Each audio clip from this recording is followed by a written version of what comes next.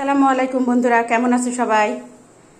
আজ আমি চলে এসেছি রুহি রান্নাঘরে তোমাদের সাথে কিভাবে খুব সহজেই মাছ ভর্তা করা যায় সেই রেসিপি নিয়ে। দেখো, আমি চুলায় সামান্য পরিমাণে পানি দিয়েছি কড়াইয়ে। এখন আমি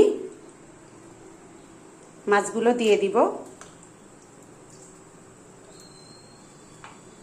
এরপরে সামান্য হলুদ দিব,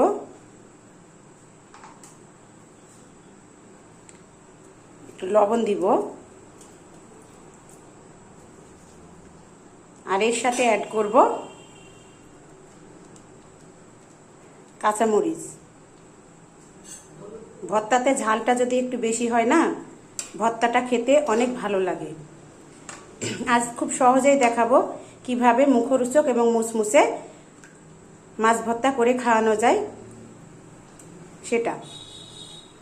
এখন আমি 10 মিনিট ফুটিয়ে নিব।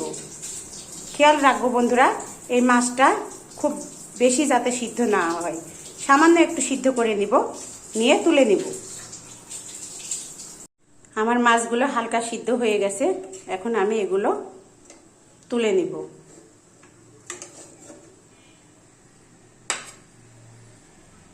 আমি পানিগুলো নিব না, পানিগুলো ফেলে দিব। ভর্তার আগে আমি মাছগুলো থেকে কাঁটাগুলো বেছে নিব, কারণ বাড়িতে ছোট বাচ্চা থাকে তো তখন গলায় আটকে যাবে, তাই আগে থেকেই কাঁটাগুলো বের করে নেব। আমি রান্নায় সরিষার তেল ব্যবহার করি, তাই সরিষার তেল দিব। আপনারা চাইলে অন্য তেলও দিতে পারেন। লবণ, সামান্য হলুদ গুঁড়ো, আর আমি যে মাছগুলো বেছে রেখেছিলাম কাঁটা ছাড়া সেগুলো দিয়ে দেব।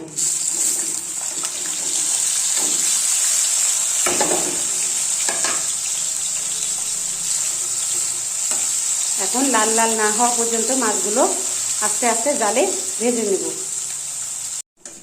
আমি হালকা জালে আস্তে আস্তে এভাবে ভেজে নিয়েছি, আর সামান্য একটু ভাজলেই হয়ে যাবে। খুব মরমরা করব না, বেশি মুচমুচা করব না। প্রাথমিক অবস্থায় বন্ধুরা এই কড়াইয়ে মাছগুলো লেগে যাবে, আপনারা আস্তে আস্তে লাড়বেন আর ধৈর্য সহকারে এভাবে ভাজবেন। এখন আমার মাছ ভাজা হয়ে গেছে, নামিয়ে নেব। এখন আমি ভর্তাটা করে নিব।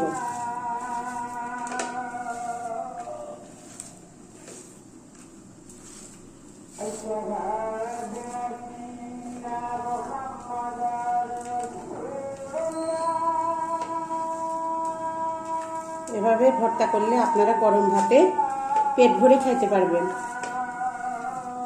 আমার তো খুবই ভালো লাগে। তো হয়ে গেল বন্ধুরা আমার মুখরোচক মুসমুসে মাছ ভর্তা। তো আজ এ পর্যন্তই। ভালো থাকবেন, সুস্থ থাকবেন, আর আমাকে বেশি বেশি সাপোর্ট করবেন। আল্লাহ হাফেজ।